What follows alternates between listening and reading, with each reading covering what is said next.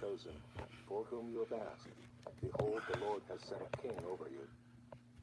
If you will fear the Lord and serve him, and obey his voice, and not rebel against the commandment of the Lord, and if both you and the king who reigns over you will follow the Lord your God, it will be well. But if you will not obey the voice of the Lord, but rebel against the commandment of the Lord, then the hand of the Lord will be against you and your king. Now therefore stand still, and see this great thing that the Lord will do before your eyes.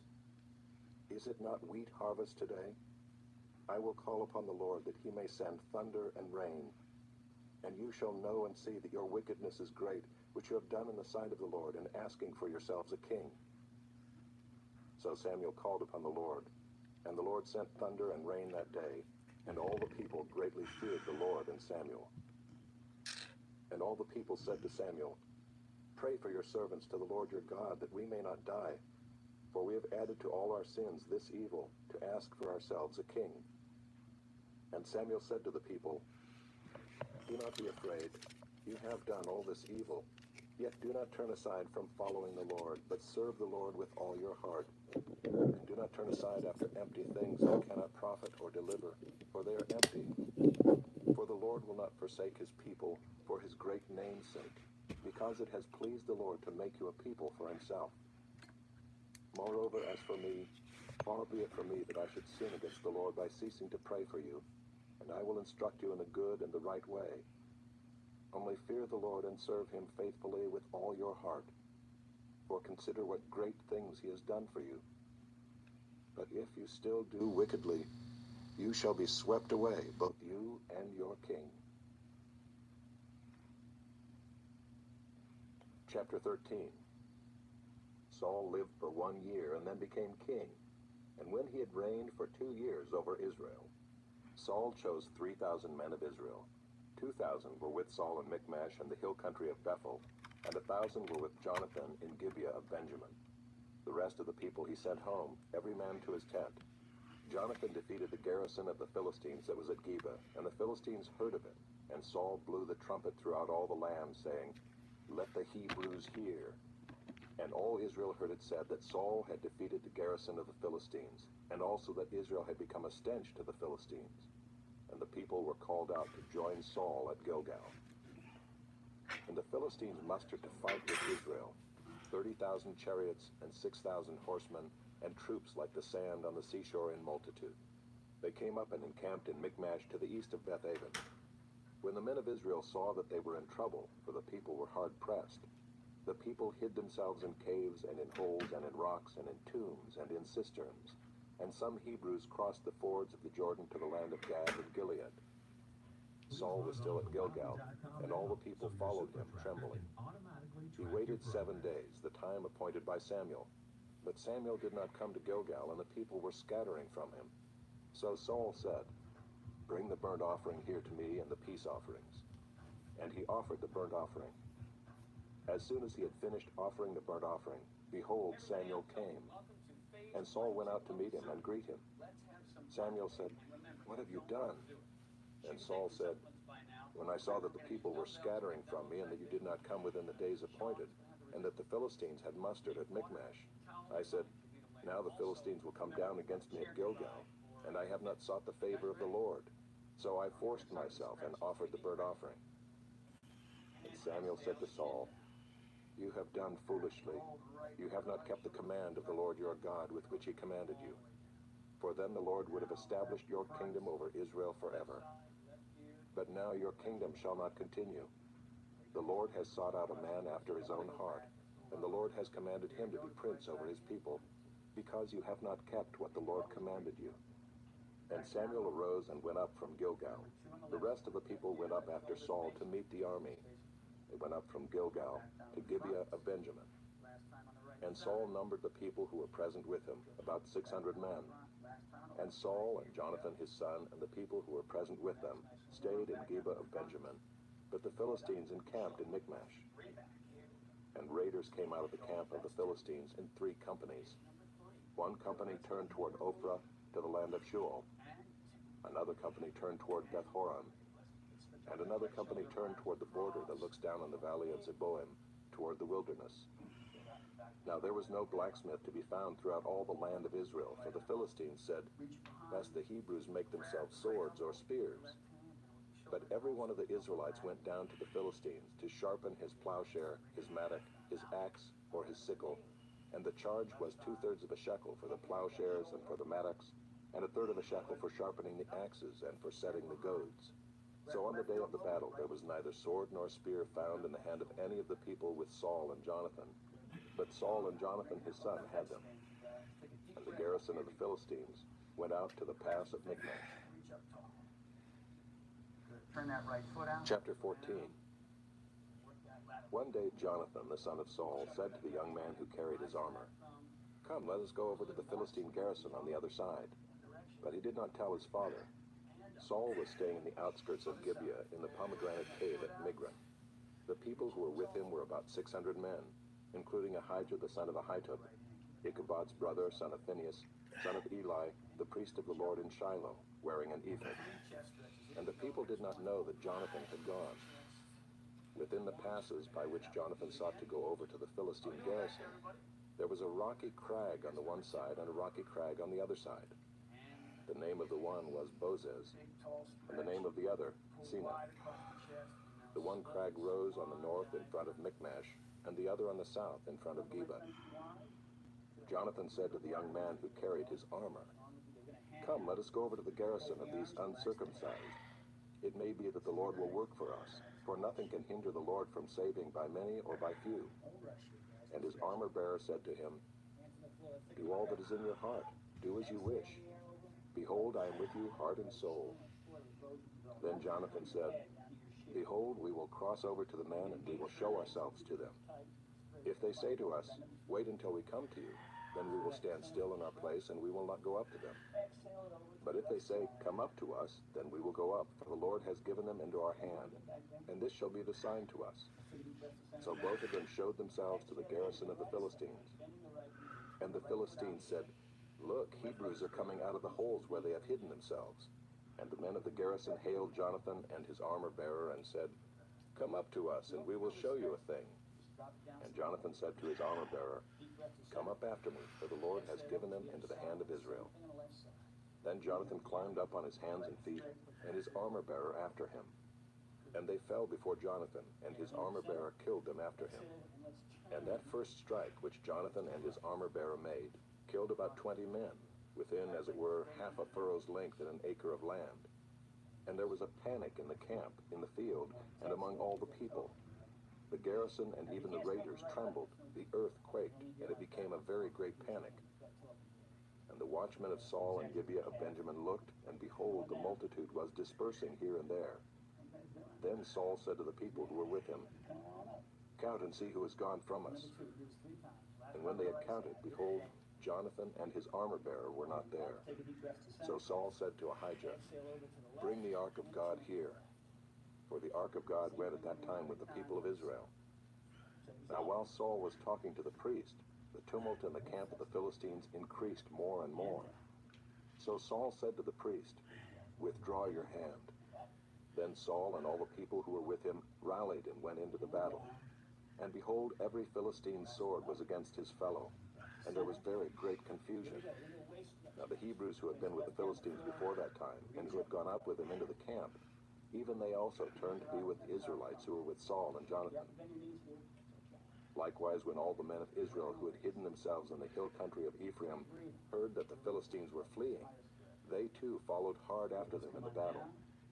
So the Lord saved Israel that day, and the battle passed beyond Bethaven. And the men of Israel had been hard pressed that day. So Saul had laid an oath on the people, saying, "Cursed be the man who eats food until it is evening, and I am avenged on my enemies." So none of the people had tasted food. Now when all the people came to the forest, behold, there was honey on the ground. And when the people entered the forest, behold, the honey was dropping, but no one put his hand to his mouth, for the people feared the oath. But Jonathan had not heard his father charge the people with the oath. So he put out the tip of the staff that was in his hand, and dipped it in the honeycomb, and put his hand to his mouth, and his eyes became bright. Then one of the people said, Your father strictly charged the people with an oath, saying, 'Cursed be the man who eats food this day.' And the people were faint. Then Jonathan said, 'My father has troubled the land. See how my eyes have become bright because I tasted a little of this honey. How much better if the people had eaten freely today of the spoil of their enemies that they found. For now the defeat among the Philistines has not been great.' They struck down the Philistines that day from Michmash to Aijalon, and the people were very faint. The people pounced on the spoil and took sheep and oxen and calves and slaughtered them on the ground, and the people ate them with the blood. Then they told Saul, 'Behold, the people are sinning against the Lord by eating with the blood.' And he said, 'You have dealt treacherously. Roll a great stone to me here.' And Saul said, 'Disperse yourselves among the people and say to them, Let every man bring his ox or his sheep and slaughter them here and eat. And do not sin against the Lord by eating with the blood.' So every one of the people brought his ox with him that night, and they slaughtered them there. And Saul built an altar to the Lord. It was the first altar that he built to the Lord. Then Saul said, 'Let us go down after the Philistines by night and plunder them until the morning light. Let us not leave a man of them.' And they said, 'Do whatever seems good to you.' But the priest said, 'Let us draw near to God here.' And Saul inquired of God, 'Shall I go down after the Philistines? Will you give them into the hand of Israel?' But he did not answer him that day. And Saul said, 'Come here, all you leaders of the people, and know and see how this sin has arisen today. For as the Lord lives who saves Israel, though it be in Jonathan my son, he shall surely die.' But there was not a man among all the people who answered him. Then he said to all Israel, 'You shall be on one side, and I and Jonathan my son will be on the other side.' And the people said to Saul, 'Do what seems good to you.' Therefore Saul said, 'O Lord God of Israel, why have you not answered your servant this day? If this guilt is in me or in Jonathan my son, O Lord God of Israel, give Urim. But if this guilt is in your people Israel, give Thummim.' And Jonathan and Saul were taken, but the people escaped. Then Saul said, 'Cast the lot between me and my son Jonathan.' And Jonathan was taken. Then Saul said to Jonathan, 'Tell me what you have done.' And Jonathan told him, 'I tasted a little honey with the tip of the staff that was in my hand. Here I am. I will die.' And Saul said, 'God do so to me and more also. You shall surely die, Jonathan.' Then the people said to Saul, 'Shall Jonathan die who has worked this great salvation in Israel? Far from it. As the Lord lives, there shall not one hair of his head fall to the ground, for he has worked with God this day.' So the people ransomed Jonathan so that he did not die. Then Saul went up from pursuing the Philistines, and the Philistines went to their own place.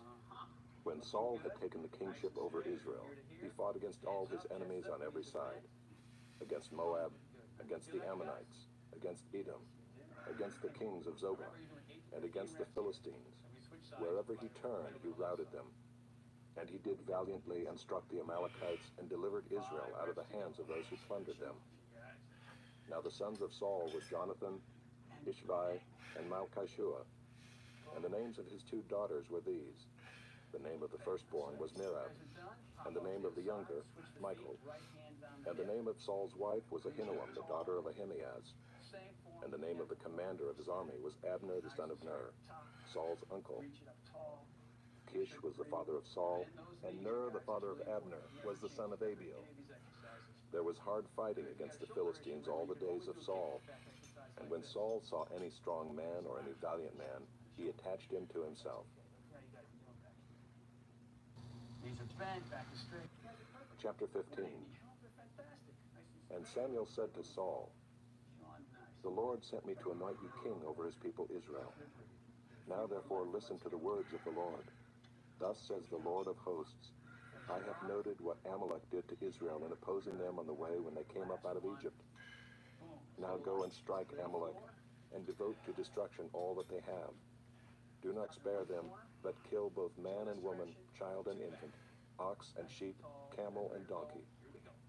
So Saul summoned the people and numbered them in Telaim, 200,000 men on foot, and 10,000 men of Judah. And Saul came to the city of Amalek and lay in wait in the valley. Then Saul said to the Kenites, "Go, depart, go down from among the Amalekites, lest I destroy you with them. For you showed kindness to all the people of Israel when they came up out of Egypt." So the Kenites departed from among the Amalekites.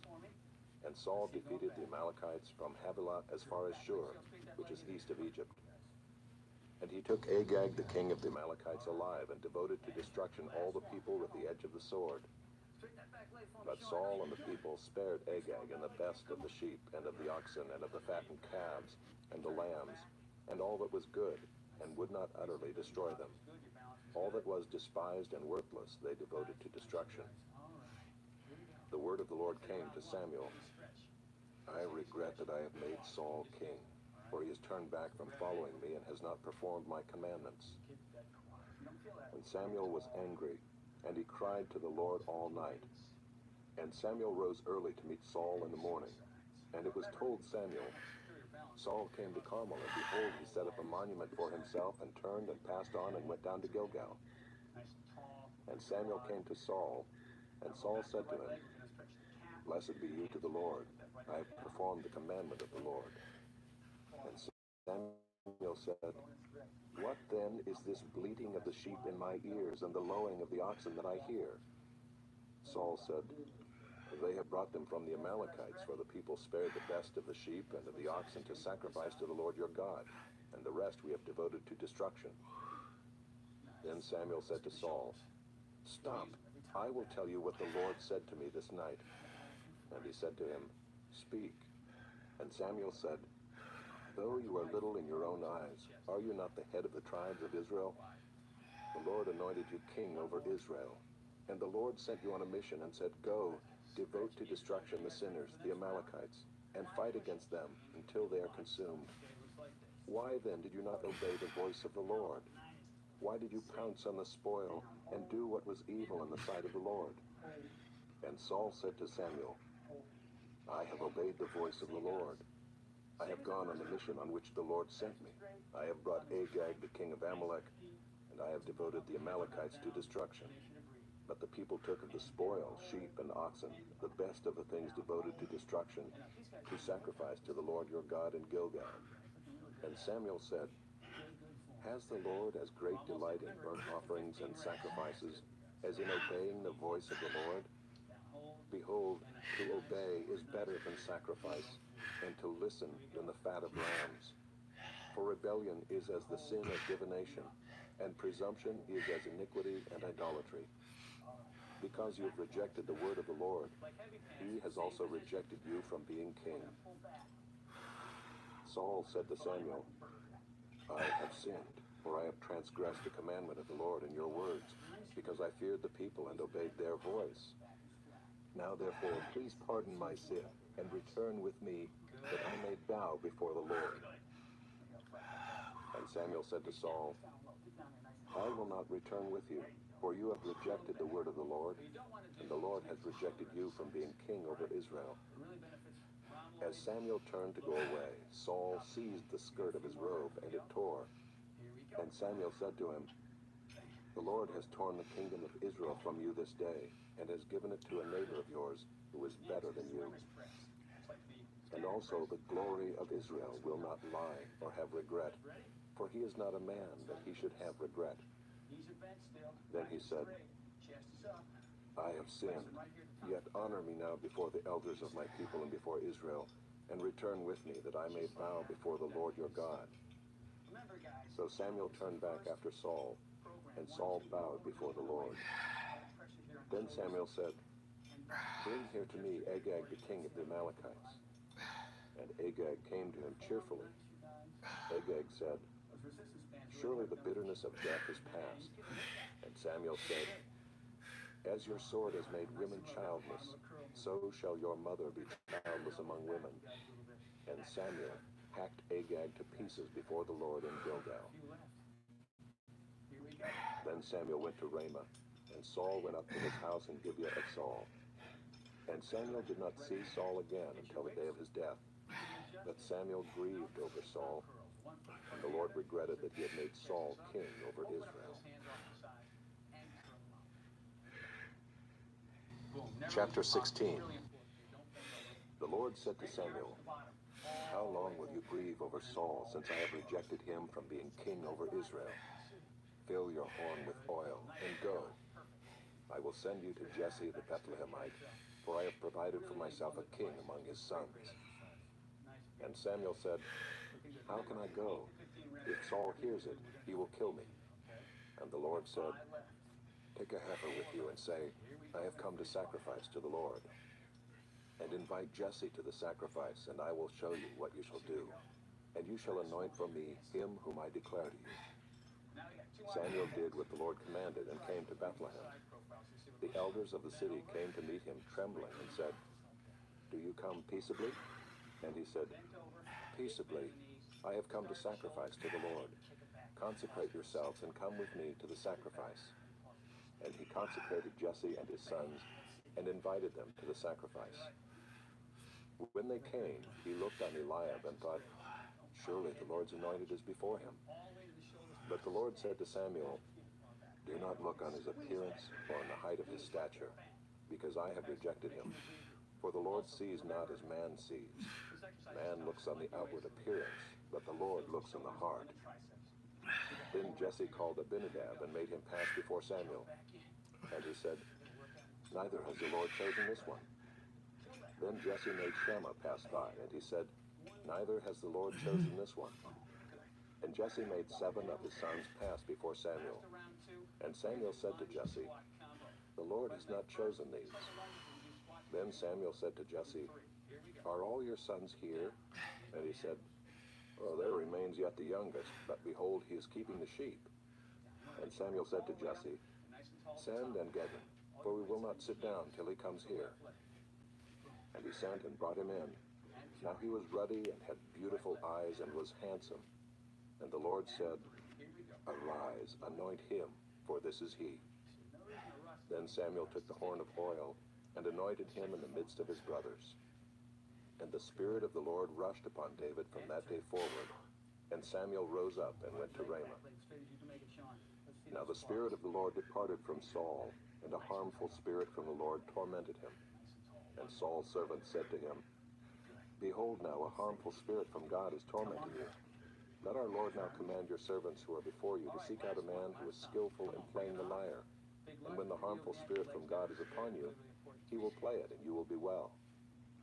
So Saul said to his servants, "Provide for me a man who can play well, and bring him to me." One of the young men answered, "Behold, I have seen a son of Jesse the Bethlehemite, who is skillful in playing, a man of valor, a man of war, prudent in speech, and a man of good presence, and the Lord is with him." Therefore Saul sent messengers to Jesse and said, "Send me David your son, who is with the sheep." And Jesse took a donkey laden with bread and a skin of wine and a young goat, and sent them by David his son to Saul. And David came to Saul and entered his service. And Saul loved him greatly, and he became his armor-bearer. And Saul said to Jesse, saying, "Let David remain in my service, for he has found favor in my sight." And whenever the harmful spirit from God was upon Saul, David took the lyre and played it with his hand. So Saul was refreshed and was well, and the harmful spirit departed from him. Chapter 17. Now the Philistines gathered their armies for battle, and they were gathered at Soko, which belongs to Judah, and encamped between Soko and Azekah, in Ephes-dammim. And Saul and the men of Israel were gathered, and encamped in the valley of Elah, and drew up in line of battle against the Philistines. And the Philistines stood on the mountain on the one side, and Israel stood on the mountain on the other side, with a valley between them. And there came out from the camp of the Philistines a champion named Goliath of Gath, whose height was 6 cubits and a span. He had a helmet of bronze on his head, and he was armed with a coat of mail, and the weight of the coat was 5,000 shekels of bronze. And he had bronze armor on his legs, and a javelin of bronze slung between his shoulders. The shaft of his spear was like a weaver's beam, and his spear's head weighed 600 shekels of iron. and his shield bearer went before him. He stood and shouted to the ranks of Israel, "Why have you come out to draw up for battle? Am I not a Philistine? And are you not servants of Saul? Choose a man for yourself and let him come down to me. If he's able to fight with me and kill me, then we will be your servants. But if I prevail against him and kill him, then you shall be our servants and serve us." And the Philistine said, "I defy the ranks of Israel this day. Give me a man that we may fight together." When Saul and all Israel heard these words of the Philistine, they were dismayed and greatly afraid. Now David was the son of an Ephrathite of Bethlehem in Judah, named Jesse, who had 8 sons. In the days of Saul, the man was already old and advanced in years. The 3 oldest sons of Jesse had followed Saul to the battle, and the names of his 3 sons who went to the battle were Eliab the firstborn, and next to him Abinadab, and the third Shammah. David was the youngest. The 3 eldest followed Saul, but David went back and forth from Saul to feed his father's sheep at Bethlehem. For 40 days the Philistine came forward and took his stand, morning and evening. And Jesse said to David his son, "Take for your brothers an ephah of this parched grain and these 10 loaves, and carry them quickly to the camp to your brothers. Also take these 10 cheeses to the commander of their thousands. See if your brothers are well, and bring some token from them." Now Saul and they and all the men of Israel were in the valley of Elah, fighting with the Philistines. And David rose early in the morning and left the sheep with a keeper, and took the provisions and went as Jesse had commanded him. And he came to the encampment as the host was going out to the battle line, shouting the war cry. And Israel and the Philistines drew up for battle, army against army.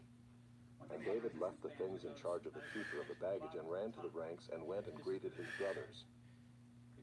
As he talked with them, behold, the champion, the Philistine of Gath, Goliath by name, came up out of the ranks of the Philistines and spoke the same words as before. And David heard him. All the men of Israel, when they saw the man, fled from him and were much afraid. And the men of Israel said, "Have you seen this man who has come up? Surely he has come up to defy Israel. And the king will enrich the man who kills him with great riches, and will give him his daughter, and make his father's house free in Israel." And David said to the men who stood by him, "What shall be done for the man who kills this Philistine and takes away the reproach from Israel? For who is this uncircumcised Philistine that he should defy the armies of the living God?"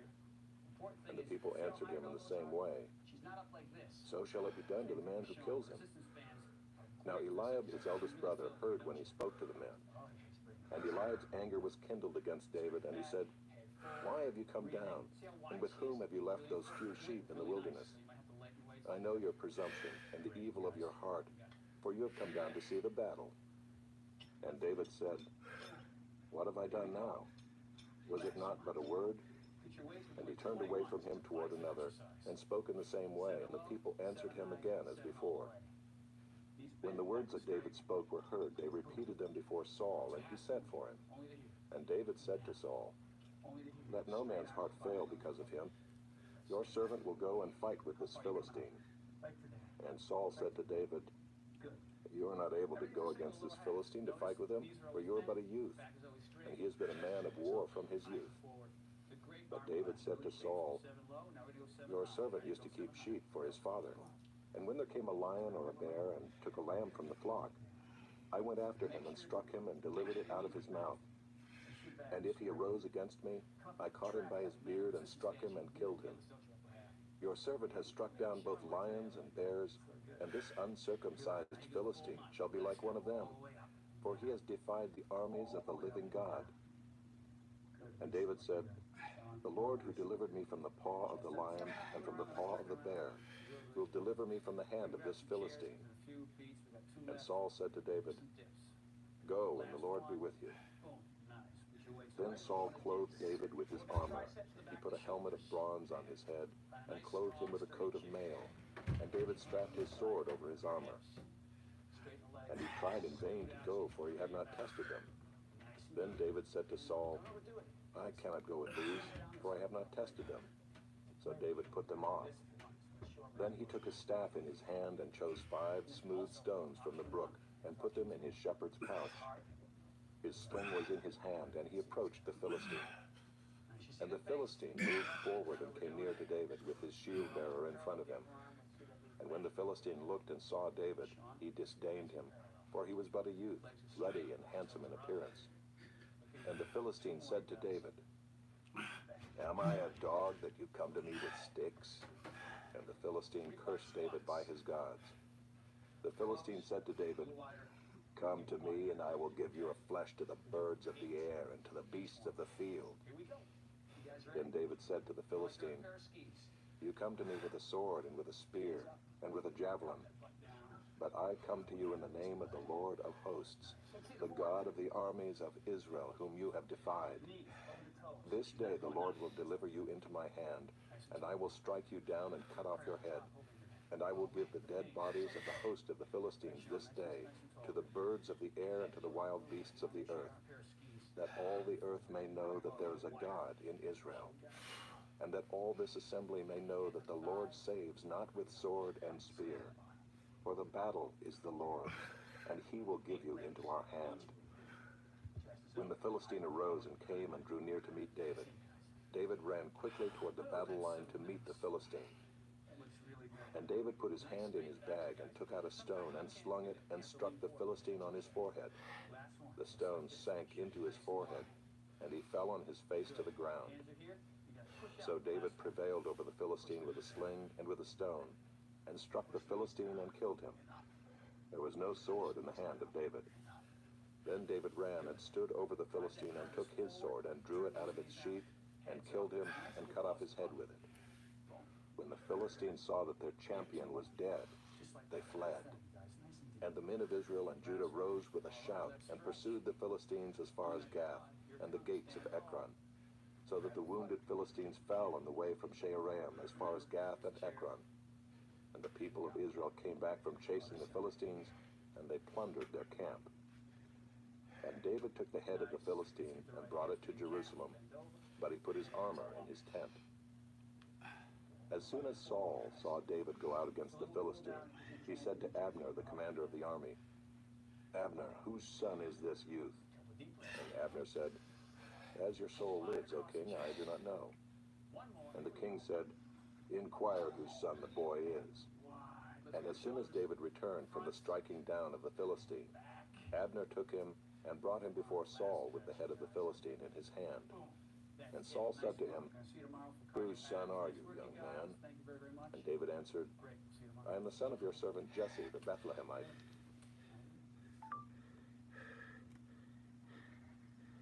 Chapter 18.